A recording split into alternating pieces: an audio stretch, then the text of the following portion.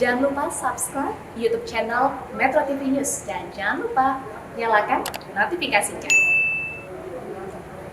Pemirsa, potensi usaha di bidang penyediaan menara pemancar telekomunikasi dan infrastruktur diyakini masih sangat besar seiring gelombang digitalisasi yang akan terus meningkat. PT Daya Mitra Telekomunikasi Tbk atau MTEL atau Mitratel sebagai provider di bidang bisnis penyediaan menara pemancar telekomunikasi dan infrastruktur pun berpotensi terus berkembang.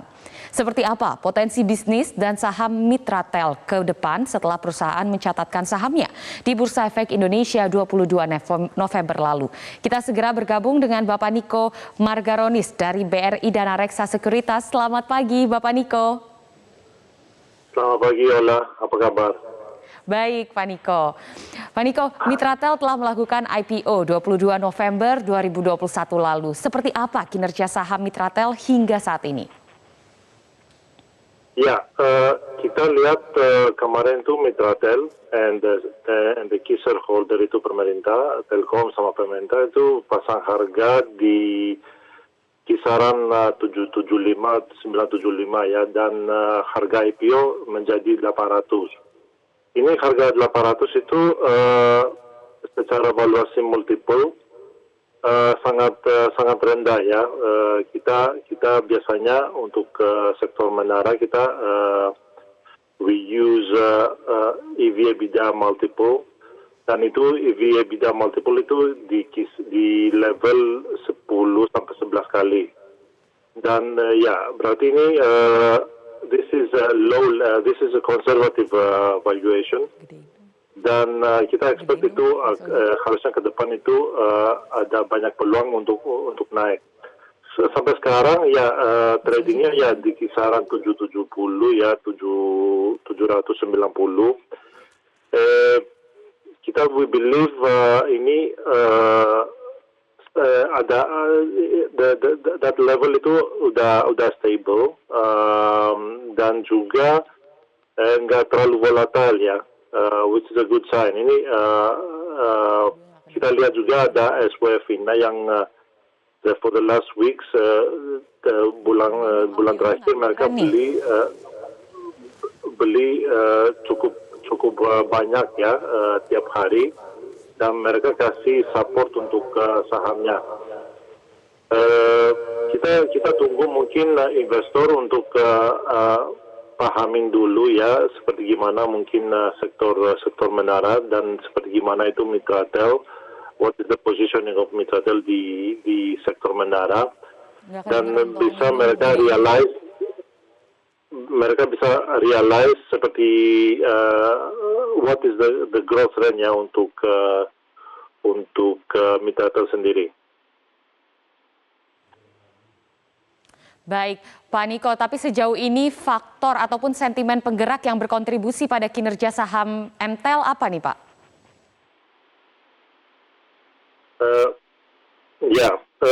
Kita lihat itu kemarin Mitratel mentargetkan mungkin sekitar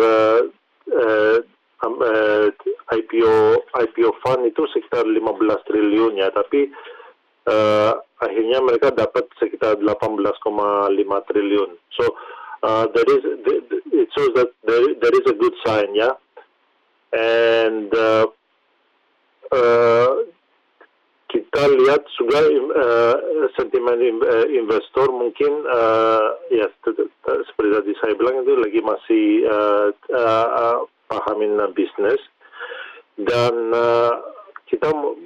kita harusnya ke depannya itu orang mengapresiasi ini Mitratel perusahaan besar ya, punya portofolio sangat besar, sekitar 28.000 tower ya dia miliki sekarang, dan mereka kontribusi revenue-nya dari Telkomsel mungkin lebih dari 50%. So there is a lot of support, ada banyak support dari Telkomsel, dan pasti kedepannya itu Telkomsel akan bantu lagi untuk kasih order baru ke Mitratel. Setelah itu mungkin pemain yang lain juga selain Telkomsel seperti XL, seperti Indosat, seperti all the other telco players, mereka akan kasih bisnis ke Mitratel. So definitely ini Mitratel very attractive business model. Kita lihat. Oke. Kalau tadi Pak Niko bilang ini very attractive gitu ya, sangat menarik. Lantas seperti apa potensi pertumbuhan untuk harga saham dari Mitratel ke depan nih? Untuk harga saham ya, definitely there are many reasons to buy the stock ya. Karena seperti tadi saya bilang, pertama valuasi itu rendah, konservatif, lumayan konservatif. Kemudian ke depan kita lihat growth untuk Mitratel itu is gonna be significant karena sekarang itu si Mitratel punya menara yang sebelumnya belum bisa diutilize sama operator yang lain. Sebelumnya hanya Telkomsel yang bisa diutilize tower. Nah sekarang itu towernya udah bisa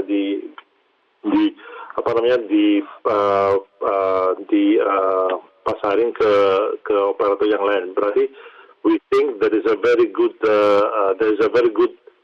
prospect untuk bikin order baru ya dari XL, Indosat, Friend dan Hutchinson. Mungkin faktor yang lain juga adalah si Mitratel itu punya footprint bagus di luar Jawa ya. Lebih dari 50% menaranya adalah di area luar Jawa ya, seperti Sumatera,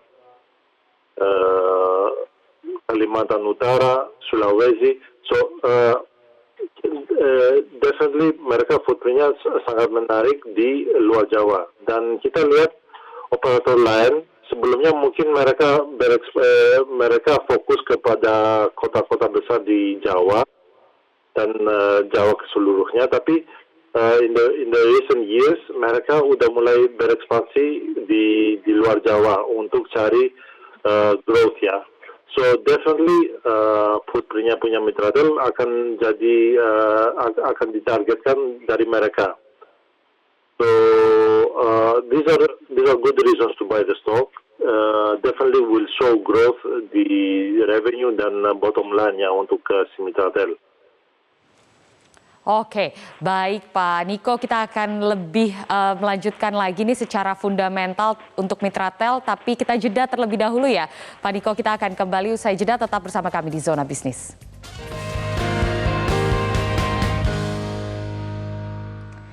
Ya pemirsa, Anda masih bersama kami di Zona Bisnis. Tadi kami sudah melanjutkan dialog terkait dengan kinerja perusahaan Mitratel yang baru saja melakukan IPO pada 22 November lalu.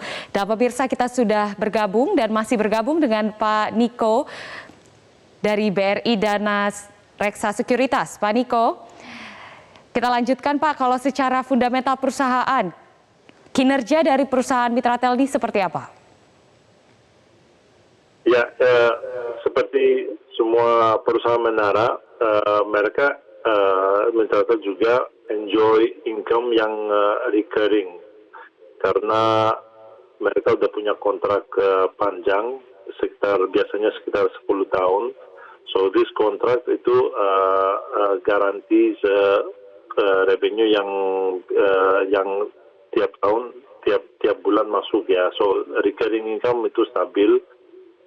Dan kita lihat karena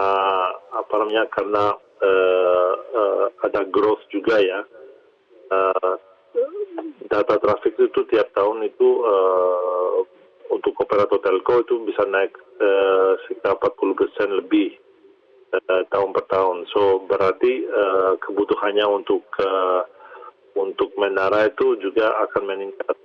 So definitely bisa dibilang ada recurring income, tapi ada juga income baru ya tiap tahun masuk. So dari sisi top line ya kita lihat ini masih menarik si Mitratel. dari sisi margin juga kita lihat ini sampai sekarang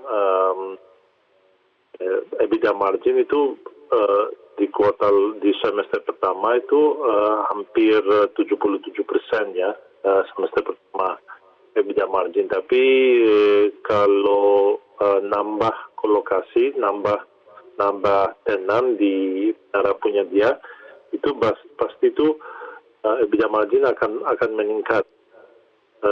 Secara if we compare, kalau di compare sama operator yang lain ya seperti tahu bersama seperti Sarana Menara Nusantara, itu mereka kinerja EBITDA margin itu bisa sampai 86% ke atas.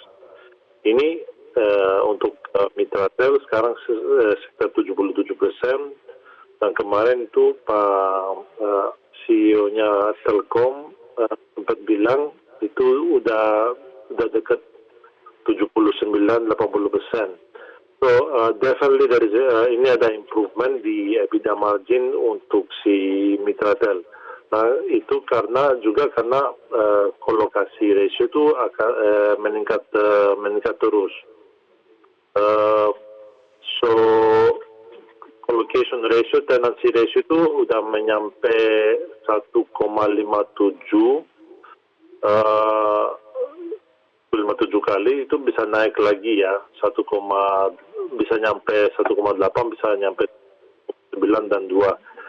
This is a good, ini very good sign ya, very good development. Ya definitely untuk kalau tenancy ratio itu meningkat, berarti EBITDA margin juga akan meningkat. Tenancy ratio itu maksudnya dalam satu in one tower bisa punya more than one tenant ya, hanya satu operator yang bisa dipakai, tapi bisa dikolokasi dengan operator yang lain ya. So berarti bisa ada 2, bisa ada 3 operator dalam in one tower. So definitely the more guys, the more operators you have in one tower, the better the earnings profile untuk menaranya. So sektor dan Mitratel sendiri itu prospek ke depan itu it's very good, stable, pertama stable, dan ada growth ya, growth yang stabil juga yang bisa dibilang. Mungkin begitu ya Ibu Ola. Ya Pak Niko, tadi kalau dikatakan growth-nya juga masih bagus, tapi kalau kita melihat saat ini masifnya digitalisasi, industri penyediaan menara telekomunikasi, apakah masih memiliki prospek yang menarik Pak? Ya, tadi saya sempat sebutin itu data traffic itu naik sekitar 40% year on year on average ya. Dan tiap tahun ada katalis seperti ada sekarang juga ada Natalan, ada tahun baru, Ramadan, Lebaran month, dan ada festivities yang bikin yaitu katalis yang untuk bikin mengadopsi data internet lebih dalam ya. Dan kalau kebutuhannya besar untuk internet dan untuk kinerja, berarti pesanan untuk menara ke Mitratel itu pasti lebih tinggi lagi ya, pasti tinggi juga ke depan. Dan ini baru saya bilang data traffic ini 40% year on year itu bukan secara proporsional ya, mungkin lebih banyak meningkat di kota besar. Tapi sekarang kita lihat operator berani masuk ke tier 2, tier 3 cities, dan itu akan juga drive internet utility mindset itu will start to change and will start to adopt more internet use ya untuk tiap hari. Mungkin gitu dulu. Oke, baik Pak Niko, terima kasih banyak atas penjelasannya. Kita lihat bahwa potensi bisnis dari tower telekomunikasi ini memiliki pangsa pasar yang besar, growth-nya juga diperkirakan akan tumbuh pesat, namun kita akan lihat ya Pak nanti seberapa besar peluang yang bisa diraih. Pak Niko Margaronis, terima kasih banyak sudah bergabung bersama kami di Zona Bisnis.